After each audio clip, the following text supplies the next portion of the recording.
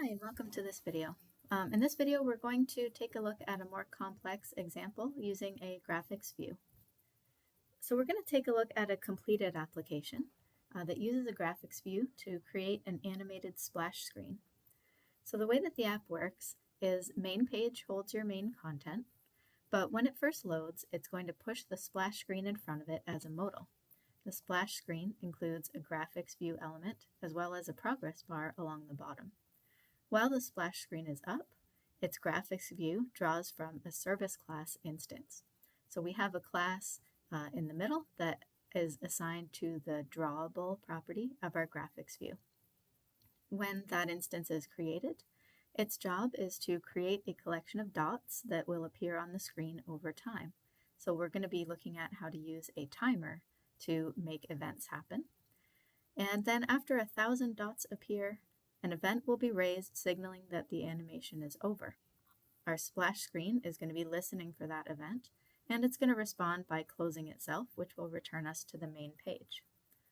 So our splash screen is connected to a service class called DotMaker.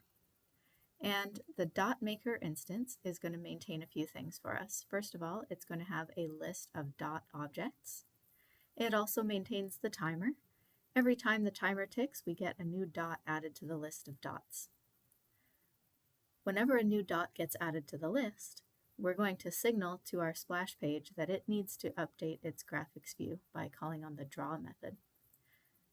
When the timer has gone through the steps to create a dot 1,000 times, we're going to stop the timer and raise the completed event. Our splash page is going to be listening for that event, and when that event is happening, it will close itself.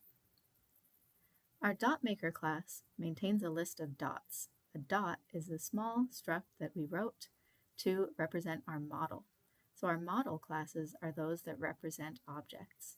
In this case, our class representing a dot has a color, which is going to be a random selection, as well as a set of x, y coordinates. And when we create the dot, we'll have to make sure that its coordinates are within the boundaries of the graphics view. Now let's take a look at the code project. So we'll start with our main page. This is where we would put our main content that we could see after the splash screen has erased itself. This is our entry point for the app. All we've got going on here is a Hello World label. In the code behind, we have a page load event that opens the splash page when this page loads. This is what generates our new instance of our splash page UI. On splash page, we've got a grid that's going to take up all of the space available to us in our platform. The graphics view is going to be in the first row of the grid, and it doesn't have any dimensions. We're going to let the platform and the size of the app determine that for us. At the bottom, we're going to have our progress bar. The progress starts at 0.01. When our progress bar moves up, we're going to move it up by 10% at a time. Now you'll notice that our graphics view does not have its drawable assigned. We're going to do this in the code behind. But before we take a further look at the code, let's see what the app looks like when we run it. So this is what our splash page does. You can see the dots appearing on the screen and the progress bar slowly counting the progress along the bottom. When it reaches the end, the modal closes and we return to our main page. So in order to generate the drawable for our graphics view, as well as the code that updates our progress bar, let's look at the code behind of our splash page. In our splash page, after all the components are initialized, this is where we're going to declare the instance of our new DotMaker class. So DotMaker is our service class that's going to perform all of those actions that we talked about, creating the timer, creating the list of dots, and drawing them on the screen, and controlling the event for when that process is all finished. We're passing it two input parameters, a reference to the graphics view and a reference to the progress bar. The reason why we're doing that is so that our DotMaker class has access to update and redraw these two variables, as well as finding out the dimensions of the dot area so we know where we can draw the dots. Once the service class is created, we assign its instance to the drawable of the graphics view. Finally, we have to register this event. So we are expecting that when the dot maker completes its job, it's going to raise an event called splash over, and we're going to respond to that event via this event handler.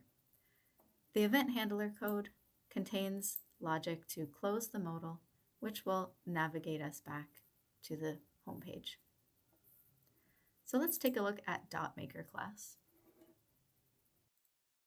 So our DotMaker class implements iDrawable, which means it contains that draw method for drawing all the shapes on the screen. We've also got several private variables.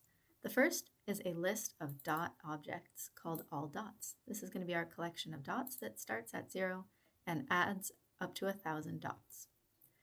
Next, we have the two references to the graphics view and the progress bar. Those will be assigned in the constructor when we receive them from the splash page.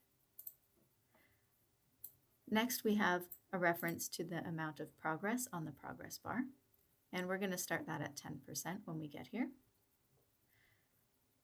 Up next, we've got a timer. So the timer is a type of control that, after a certain interval, raises an event called tick, and we can respond to that amount of time going by with a tick event handler. In our case, every time the certain amount of time goes by, we want to create a new dot, add it to the list of dots, and then update the canvas, which means invalidating our graphics view so that it will redraw itself. And finally, we have the event called splash over that we are going to raise when we reach the end of the animation. In the constructor, along with assigning our references to those two view elements, we're going to create the timer, assign its tick event to this event handler called addADot, and assign the interval to 100 ticks.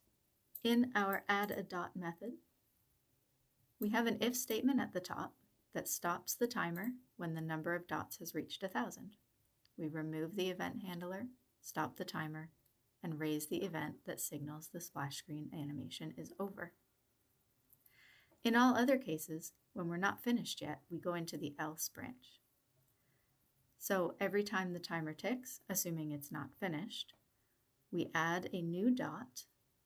We're calling a dot constructor, and we're going to pass in the width and height of the graphic view so that we know what the X and Y boundaries are for the location of the dot. Next up, we're going to move the progress bar. Now we're not going to move the progress bar every time, we're only going to move it every 100 dots, moving it up 10% every time 100 dots are created. So our if statement says if the number of dots is divisible by 100, we're going to increase the amount of progress and update the progress bar using its progress_to method. Finally, we want to invalidate the graphics view, which tells the canvas that it needs to redraw itself. The reason the graphics view needs to be updated is because we have added a new dot to our allDots list. When calling invalidate, that causes the draw method to be executed. The draw method's job is to draw all the dots on the page. So for every dot in the collection, we set the canvas color to the color of the dot, and we're going to fill an ellipse at the dot's X and Y coordinates. Also inside the draw method, this is where the timer is started. Now you'll notice that the timer is not started when we create the object. In the constructor, we set up the timer, but we don't start the timer yet. The timer gets started when we first draw the canvas the very first time.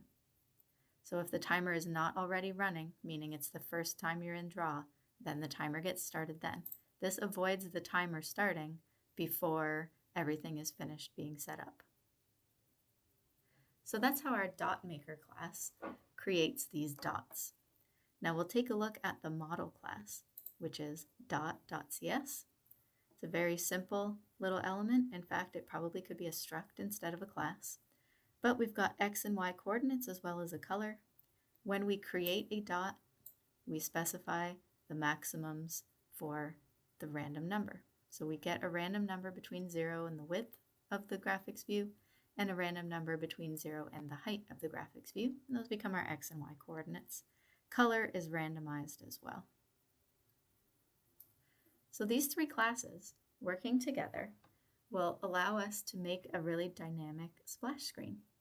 Now, if you're interested in getting more information about this demo or testing it out yourself, I'll post on Brightspace a zipped up copy of it so that you can download it and play around with it if you want to. If you have any questions about this demo or of any other topics in the course, please feel free to email me, and I'll see you in class soon.